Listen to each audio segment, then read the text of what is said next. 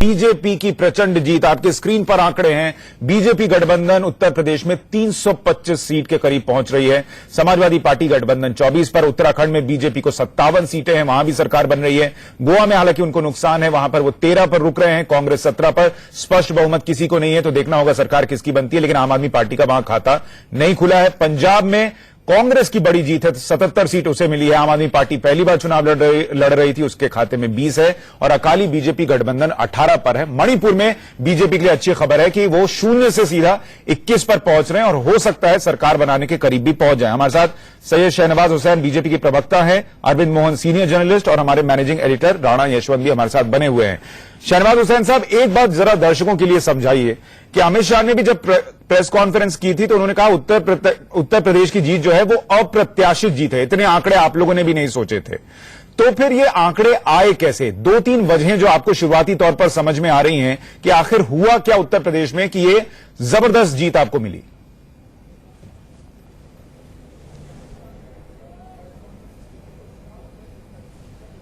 नहीं, देखिए, भारतीय जनता पार्टी के हर मीटिंग में, अमित शाह जी की मीटिंग में, नरेंद्र मोदी जी की मीटिंग में नारे लगते थे अब की बार 300 के पार, क्योंकि लोकसभा के चुनाव में हमने इसी तरह का परफॉर्मेंस दिया था।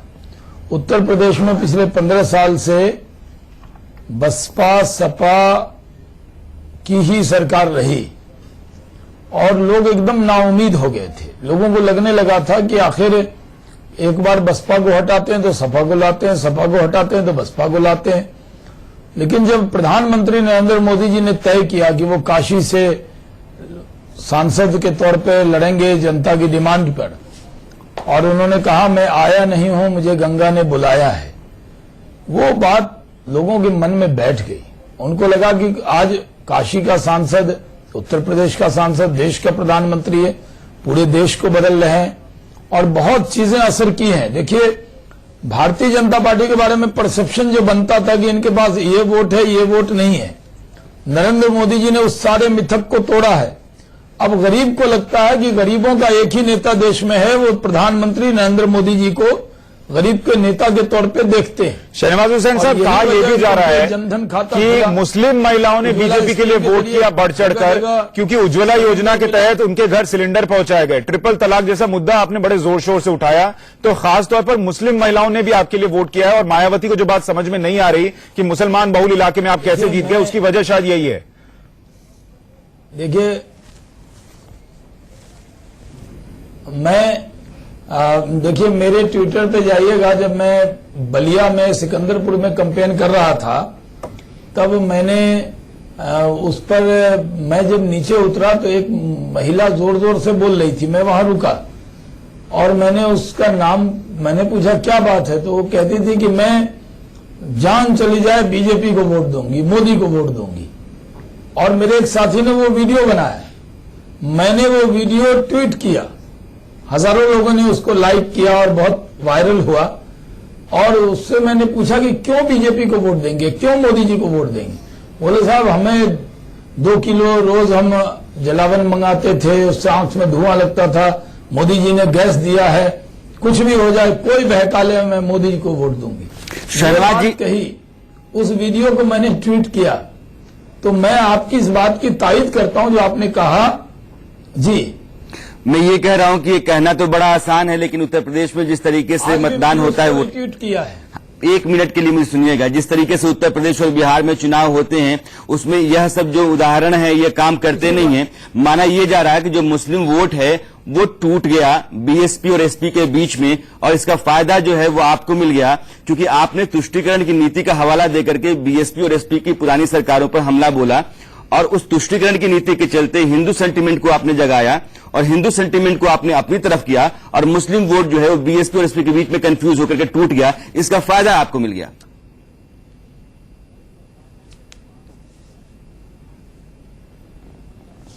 देखिए, अगर सिर्फ मुस्लिम वोट पर ही देश की राजनीति होती तो, और हमारे बारे में जो परसेप्शन बना दिया गया है, तो न हम लोकसभा में आज सरकार में रहते और न हम यूपी की और देश के अन्य राज्य में होते। हर गरीब आदमी को अब काम चाहिए, परसेप्शन बदल रहा है। मुझे लगता है कि इस पर अब चर्चा भी बदलेगी। और 2-4 दिन में चर्चा बदलने लगेगी, क्योंकि देश में लोगों ने मान लिया है कि एक वर्ग बीजेपी के साथ है, एक वर्ग बीजेपी के साथ नहीं है। जबकि आप काम करते हैं, मान लीजिए मुद्रा स्कीम चलाई, उससे गरीब लोन लेने वाले बड़ी तादाद में अकलियत के लोग भी हैं, गैस उनको भी मिल रहा है, उनको लगता है भाई सरकार अच्छी होनी चाहिए। और नरेंद्र मोदी जी जो गरीब है, तो सबसे ज्यादा गरीब कौन है? अकलियत के लोग हैं। उनको लगता है कि एक ऐसा नेता आया जो गरीबों के लिए काम कर रहा है। नहीं तो ये आप जो परसेप्शन बना है, ये जो उनके काम से एक इमेज बनी है, ये हर समाज में गई है। आपकी राजनीति तो बदल रही ना। देखिए क्या है, दो चीजें हैं। आपके ऊपर आरोप ये लगता रहा है कि आप एक खास कौम के लिए काम करते रहे, आपकी पूरी पार्टी जो है वो एक खास कौम के हक में काम करती है। आप अपने विरोधियों पर जो आरोप लगाते हैं वो ये कहते हैं कि खास कौम के तुष्टिकरण के लिए ये सरकारें चलाते हैं और अपनी नीति बनाते रहते हैं। दोनों दो प्लेटफॉर्म पर खड़े होते हैं। आप अपने तरीके से अपना फायदा उठाते हैं, आपके विरोधी अपने तरीके से अपना फायदा उठाते हैं। मुसलमान दरअसल इस देश का वोट बैंक, ऐसा वोट बैंक है जिसका इस्तेमाल राजनीति में अपने अपने फायदे के लिए किया जाता रहा है। क्या आप मानते हैं कि आपकी सरकार में मुसलमान जो है एक आम आदमी के तौर पर ट्रीट किया जाएगा और वो जो विकास की आपकी जो बयार है या विकास की जो नीति है उसका हिस्सा होगा?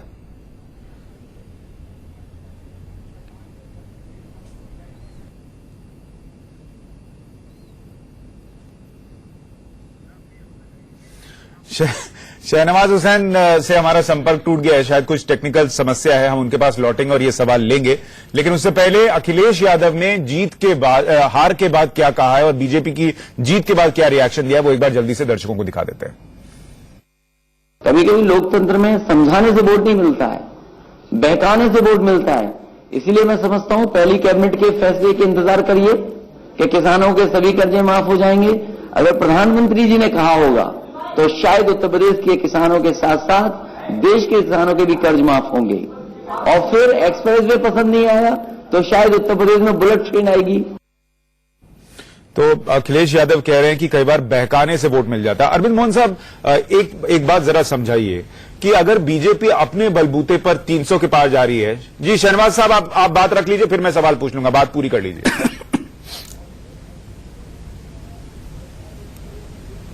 जी, मैं ये कह रहा था कि जो राणा यशवंत जी ने पूछा कि सही में कि आजादी के बाद मुसलमानों में यही डर तो कहा गया, कांग्रेस उनको कहती रही तुम्हारे लिए हम काम करें न करें, तुम हिंदुस्तान में सेफ हो क्योंकि कांग्रेस है। सिर्फ ईद बकरीद पे उनके यहां चले जाते थे। इसलिए सच्चर कमेटी की रिपोर्ट आई, उसने कहा कि हिंदुस्तान का मुसलमान इतना गरीब है कि दलित से भी पीछे चला गया। तो आखिर वजह है कि जिन लोगों को वोट दिया उन्होंने कभी काम नहीं किया। अब वहां भी एजेंडा बदल रहा है। सिर्फ आप उसको बीजेपी से डरा कर वोट नहीं ले सकते कि बीजेपी आ जाएगी इसलिए वोट दे दो। उनको भी लगने लगा है कि काम करने वाला कौन है, गरीबों के लिए कौन काम करने वाला है। तो अब मैं कह रहा हूं 4-5 दिन में देखिएगा डिबेट बदलेगी। मैं भी आऊंगा डिबेट में। ठीक है। और जो दिल्ली में जो लोग डिबेट तो बदल जाए, सेट बनाकर कुछ लोग बैठे हुए हैं सो कॉल्ड, और उनको लगता है कि सिर्फ बीजेपी को उससे अलग करके चर्चा करेंगे। उनको मानना चाहिए कि मुस्लिम भी अब वोट देने का पैटर्न बदल चुका है। मुझे तो लगता है कि आपका चैनल बड़ा चैनल है, आपको बूथ वाइज एनालाइज करना चाहिए कि जहां 70%, 80% अकलियत के वोट हैं, वहां पर भी लोगों ने वोट किया है। मुझे लगा राणा जी आप सुबह एक आंकड़ा दे रहे थे, हमने 100 सीटें जहां मुस्लिम बहुल इलाका है वहां पर 40% पर बीजेपी अच्छा कर रही थी। गरीबी अमीरी पे चर्चा हो रही है। शहनवाज जी, मैं आपको एक आंकड़ा दे रहा हूं। 100 ऐसी सीटें जहां 25% से ज्यादा मुस्लिम मतदाता हैं, उन सीटों पर 40 बीजेपी के उम्मीदवारों ने जीत दर्ज की है, यानी 40%। 2012 में समाजवादी पार्टी के इन्हीं सीटों पर 48% उम्मीदवारों ने जीत दर्ज की थी और 2007 में मायावती के 44% उम्मीदवारों ने जीत दर्ज की थी और बीजेपी का 40% है। अब सबसे बड़ी बात यह है कि देवबंद में बीजेपी का उम्मीदवार जीत जाता है।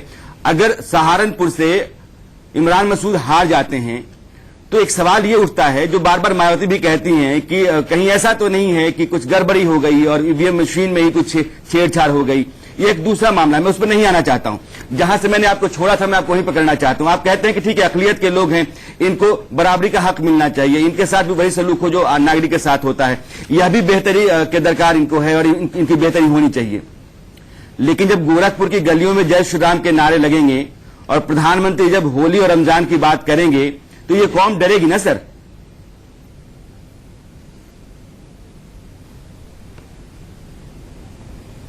देखिए राणा जी, ये बात सही है कि जय मायावती तो हो सकता है, लेकिन जय राम जी के कहने में मुसलमानों को क्या सुनने में कोई दिक्कत होगी? हर हर मोदी पर भी एतराज नहीं है। अपने मजहब पे चले। अगर आप हिंदू धर्म को अपनाते हैं और अपने आराध्य का नाम लेते हैं, इसमें किसी को क्या एतराज है? मैं गोरखपुर के अंदर कई बार जाता हूं और योगी जी से जब भी मैं जाता हूं तो योगी जी से मिलने भी जाता हूं। वहां पर एक बार पता करना चाहिए कि योगी जी को बड़ी तादाद में चाहने वाले मुस्लिम समाज के लोग भी हैं। जहां अन्याय होता था, एक बार एक मोहल्ला है जहां पर पूरा मुस्लिम समाज को उजाड़ा जा रहा था, योगी जी जाके खड़े हो गए कि नहीं उजड़ेगा ये जगह, तो वो लोग वोट करते हैं और मेरे से मैं जब भी जाता हूं उन लोगों से मिलता भी हूं।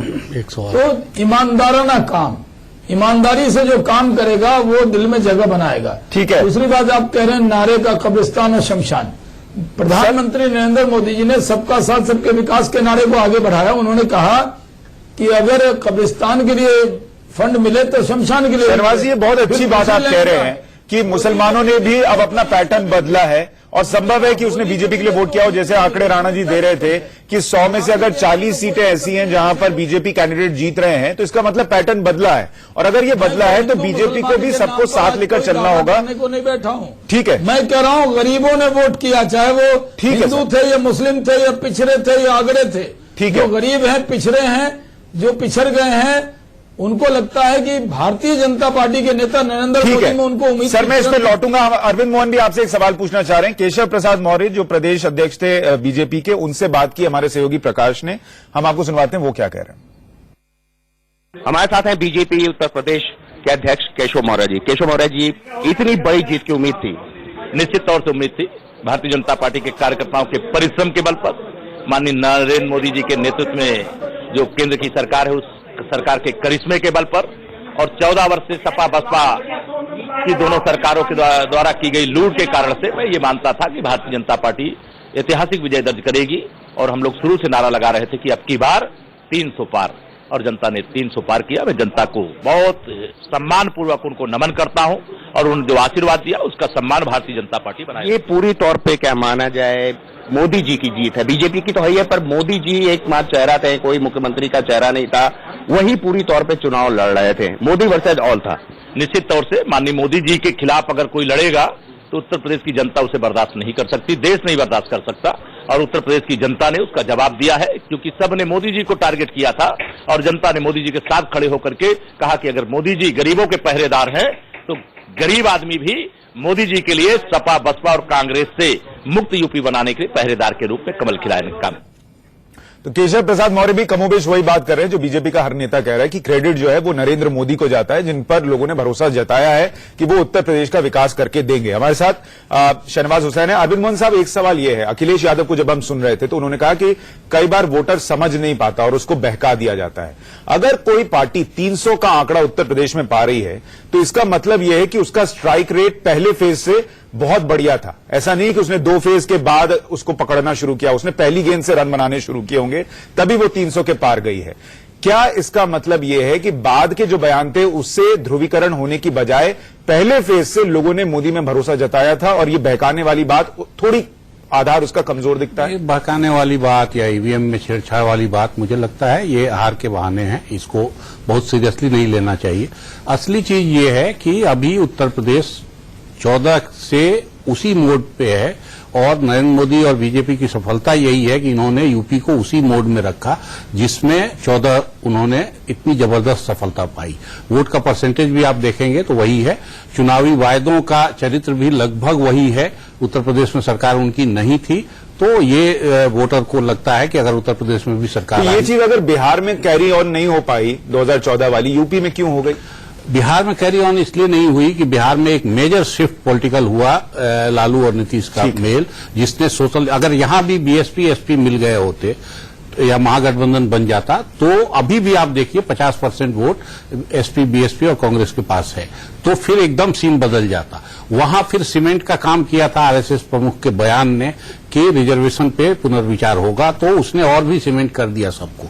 यहां वो चीजें नहीं हुई, यहां दो खेमे हैं, तो वो दोनों अपना कोर वोट लेके रह गए, बाकी वोट सब कुछ अभी भी 42% पे भी यहां दो खेमे हैं, तो वो दोनों अपना कोर वोट लेके रह गए, बाकी वोट सब कुछ अभी भी 42% पे बीजेपी आ गई है। तो अभी मोड वही है, और ये मोड कितने दिन तक मोदी चला पाते हैं, या बीजेपी चला पाती है, या उत्तर प्रदेश के लोग उसको चला पाते हैं, वो देखने। मोदी ने फिर आप कुछ सवाल पूछना चाह रहे थे? मैं शहनवाज जी से असल में ये पूछना चाहता हूं कि एक भी मुसलमान को अगर पार्टी ने टिकट देने लायक भरोसेमंद नहीं समझा, तो अब क्या मुख्यमंत्री के कैंडिडेट या मिनिस्ट्री में किसी मुसलमान को लेने की, जो टेस्टेड मुसलमान हो, नकवी साहब हैं कम से कम, शाहनवाज टेस्टेड है कम से कम, इन पे तो कोई अविश्वास नहीं है, तो क्या ऐसे किसी मुसलमान को उत्तर प्रदेश की बागडोर सौंपना या कोई बड़ी जिम्मेवारी वहां मिनिस्ट्री में सौंपना, ये क्या विचार होगा, या पूरा मुसलमान समाज ऐसे ही अनरिप्रेजेंटेड रह जाएगा चुनाव में भी और सरकार में भी?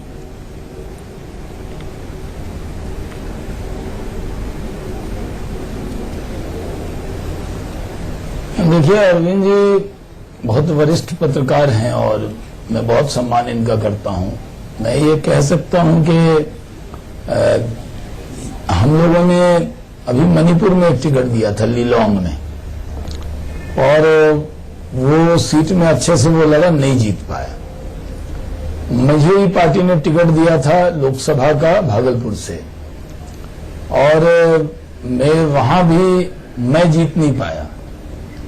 ऐसे में 3 बार लगातार लोकसभा जीता हूं, इस बार 1% कम मार्जिन से चुनाव हार गया।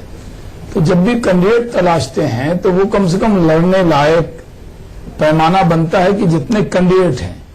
अब कैंडिडेट में कौन जीत सकता है उसको टिकट देते हैं, उसके मजहब के बारे में कभी चर्चा नहीं होती, क्योंकि मैं खुद केंद्रीय चुनाव समिति में हूं और काफी दिन से हूं, तो कभी ये चर्चा नहीं होती।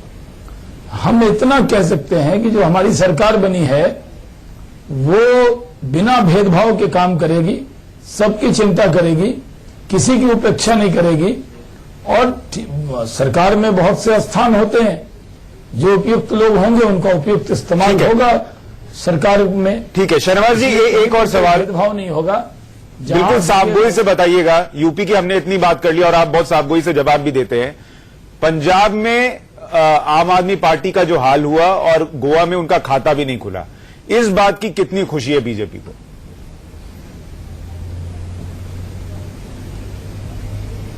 ये कितनी राहत है?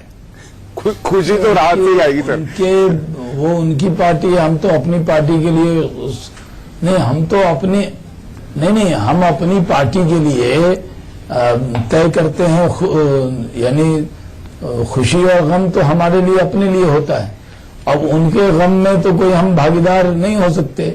ये सही है कि उन्होंने सुबह से डीजे उजे बहुत बुला रखा था, मीडिया के कई मित्र आए थे, बोले मैं वहीं से शहनवाज जी चाहे जो भी कहें, लेकिन दिल की बात यही है कि शहनवाज जी और उनकी पार्टी के जितने भी नेता हैं उनके दिल को बहुत राहत पहुंची होगी अरविंद केजरीवाल के पंजाब में हार जाने की वजह से। पार्टी दफ्तर, शहनवाज सही कह रहे हैं, उन्होंने बड़े बड़े पोस्टर्स भी सुबह से लगवा रखे थे, बैंड गाजे बाजे, जय हो का गाना बज रहा था। Thanks to the people of Punjab and Goa. मतलब गोवा और पंजाब दोनों राज्यों में जीत की पूरी उम्मीद पाले बैठे हुए थे, लेकिन यह बड़ा झटका है और इस झटके ने कहीं न कहीं बीजेपी को राहत दी होगी। और एमसीडी चुनाव चुकी अभी है, इसलिए बीजेपी के लिए तो बहुत बड़ी राहत है, क्योंकि बीजेपी के पास भी वक्त नहीं था, चुनाव में उत्तर प्रदेश में फंसे हुए थे और यहां अरविंद केजरीवाल ने एमसीडी कैंपेन अपने शुरू कर दिए थे। ठीक है शहनवाज जी, आप कुछ बोलना चाह रहे हैं पर मैं माफी चाहूंगा, मुझे एक छोटे से ब्रेक के लिए रुकना पड़ रहा है। इस बड़ी पेशकश में हम बने हुए हैं और बीजेपी 21 पर है। ये याद रखिएगा कि बीजेपी का मणिपुर में खाता तक नहीं खुलता था, वो 21 पर पहुंच रही है, तो ये बीजेपी के लिए बड़ी कामयाबी है। हमारे साथ शहनवाज हुसैन बीजेपी के प्रवक्ता बने हुए हैं, अरविंद मोहन सीनियर जर्नलिस्ट और हमारे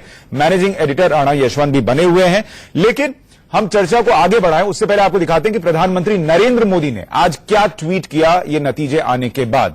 स्क्रीन पर आपके उनका ट्वीट है, काशी की जनता का अटूट विश्वास और अपार प्रेम पाकर अभिभूत हूं, काशी के लोगों को शत शत नमन है। यूपी में भाजपा की ऐतिहासिक जीत है, यूपी की जनता को धन्यवाद। काशी का जिक्र पीएम इसलिए भी कर रहे हैं क्योंकि वो वहां से सांसद हैं, 3 दिन उन्होंने दिए थे और नतीजा ये रहा कि 8 विधानसभा सीटें जो काशी में हैं वो 8 की 8 बीजेपी ने अपने नाम की है। पिछले बार बीजेपी को 3 सीटें मिली थी काशी की 8 में से, इस बार 8 से यानी 100% का स्ट्राइक रेट है, 8 सीटें जो हैं वो बीजेपी को गई हैं। इन नतीजों के बाद बीजेपी अध्यक्ष अमित शाह ने भी एक प्रेस कॉन्फ्रेंस की। उस प्रेस कॉन्फ्रेंस की कुछ खास बातें आपको सुनवाते हैं। जो विजय हुई है भारतीय जनता पार्टी की, वो विजय आने वाले दिनों में देश की राजनीति में से जातिवाद, परिवारवाद और तुष्टीकरण तीनों की राजनीति का अंत करेगी और एक नया युग देश की राजनीति में पॉलिटिक्स ऑफ परफॉर्मेंस का होगा, जो विकास के बारे में लोगों की भलाई के लिए जो काम करेगा उसी परफॉर्मेंस के आधार पर जनता वोट देगी। उत्तर प्रदेश और उत्तराखंड के परिणामों ने जातिवाद, परिवारवाद और तुष्टीकरण की राजनीति, तीनों राजनीति को नकारा है और सकारात्मक रूप से पॉलिटिक्स ऑफ परफॉर्मेंस को स्वीकार किया है। मैं मानता हूं कि आजादी के बाद हमारे लोकतंत्र के इतिहास में परफॉर्मेंस के आधार पर जनादेश लेना, इसकी एक नए युग की शुरुआत शुरू हुई है।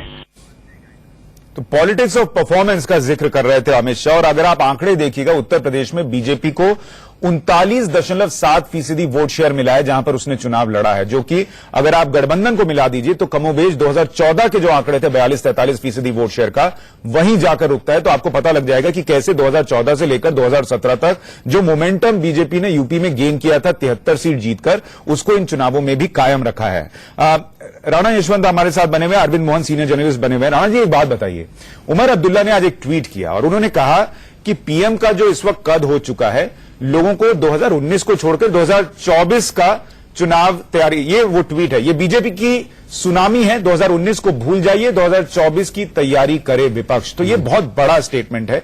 क्या आपको लगता है कि जो ये चुनावी नतीजे हैं ये इस बात को साबित कर रहे हैं कि 2019 में पीएम मोदी के सामने कोई है ही नहीं? राहुल गांधी, उनकी पार्टी लगातार हार रही है, अखिलेश का कद बढ़ जाता है इस जीत के बाद, जो नहीं हो पाया, अरविंद केजरीवाल आगे बढ़ नहीं पा रहे और नीतीश कुमार बिहार में अटके पड़े हैं, ममता बनर्जी की अपनी सियासत चल रही है। तो मोदी के सामने कोई कंपटीटर ही नहीं बचा 2019 के लिए। उमर अब्दुल्ला, आज देश में जो राजनीति है ना, उस लिहाज से बिल्कुल सही कह रहे हैं। उनको लगता है कोई नेता है नहीं। इस चुनाव से बहुत उम्मीदें थी। इस चुनाव से उम्मीद थी कि अखिलेश और राहुल की जोड़ी निकल के आएगी और नई राजनीति फिर शुरू होगी।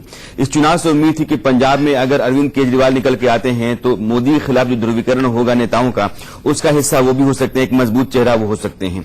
इस चुनाव से यह भी था कि मोदी को बिहार और दिल्ली की तरह उत्तर प्रदेश में घेर लिया जाए तो 2019 आसान हो सकता है। लेकिन ये तीनों बातें जो हैं वो ध्वस्त हो गई और यह तीनों मकसद पूरे नहीं हो सके। अब हुआ ये है कि मोदी ने जो दिल्ली और बिहार में गंवाया था, वो जो ब्रांड मोदी है, वो उत्तर प्रदेश ने उसको फिर से स्थापित कर दिया। आप अरविंद जी जो कह रहे थे कि 73 जो लोकसभा की सीटें बीजेपी ने जीती थी और 42% से ज्यादा वोट हथियाए थे, वही यहां भी हुआ है कि 42% के आसपास एनडीए के पास वोट है और उन 73 सीटों के आधार पर 323 सीटें बीजेपी के हिस्से तब आती थी और आज भी वही है।